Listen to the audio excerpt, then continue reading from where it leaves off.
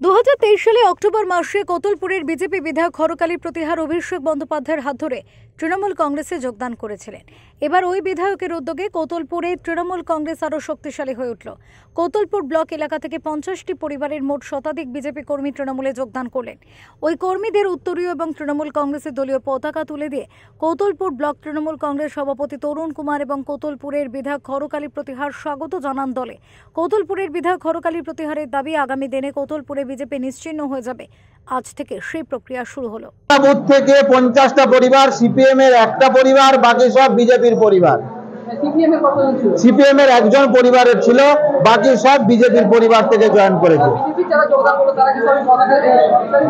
একদম বেশি একজন এক নম্বরে যে একটা পিএস দেখাশোনা করতেন এই দাদা বিজেপির সময় একটা পিএস দেখাশোনা করতেন, মানে 4-5টা বুথকে দেখাশোনা করতেন।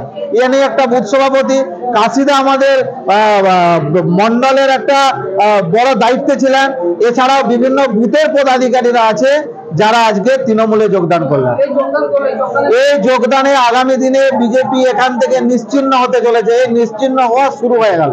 বিজেপি থেকে তৃণমূলে যোগদান করা এক কর্মী জানান, মমতা বন্দ্যোপাধ্যায় এবং অভিষেক বন্দ্যোপাধ্যায়ের উন্নয়নমূলক কাজে অনুপ্রাণিত হয়ে তারা তৃণমূলে যোগদান করেছেন। যে মমতা বন্দ্যোপাধ্যায়, অভিষেক বন্দ্যোপাধ্যায় যে আজকে সারা পশ্চিমবাংলার যে উন্নয়ন করেছে, রাস্তা থেকে শুরু করে রাস্তাঘাট, আজকে রেশন, শিক্ষা ক্ষেত্রে, স্বাস্থ্য ক্ষেত্রে যে উন্নয়ন মমতা বন্দ্যোপাধ্যায়, বিশ্বের মনে হয় 1 নম্বর মুখ্যমন্ত্রী যদি হয় সেটা হচ্ছে মমতা বন্দ্যোপাধ্যায়।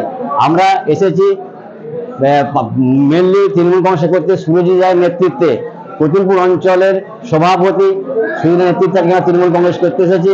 ওনার সঙ্গে আমরা আগে যোগাযোগ করে তারপর আজকে আমরা জয়েনটা করেছি। এ বিষয়ে বিজেপি জানিয়েছে, কিছু ধান্দাবাজ বিজেপি করতে এসেছিল, দরকার ফুরিয়ে গিয়েছে, আবার তৃণমূলে যোগদান করেছে। কথা হচ্ছে তারা বিজেপির নীতি আদর্শ তো জানে না, ধান্দাবাজ লোক, তারা ধান্দা করতে এসেছে। তাই বিজেপির নীতি আদর্শ কোনো ব্যক্তি কেন্দ্রিক নয়।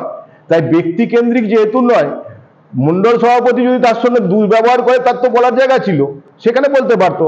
সে দল ছাড়ছে মানে কি ব্যক্তি কেন্দ্রিক রাজনীতি করতে এসেছে। বিজেপি কোনো ব্যক্তি কেন্দ্রিক দল নয়। বিধায়কের পর 100 জন বিজেপি কর্মী তৃণমূলে যোগ দেওয়ায় কোতুলপুরে ফের শক্তি বৃদ্ধি হলো শাসক দলের, এমনটাই মনে করছে তারা।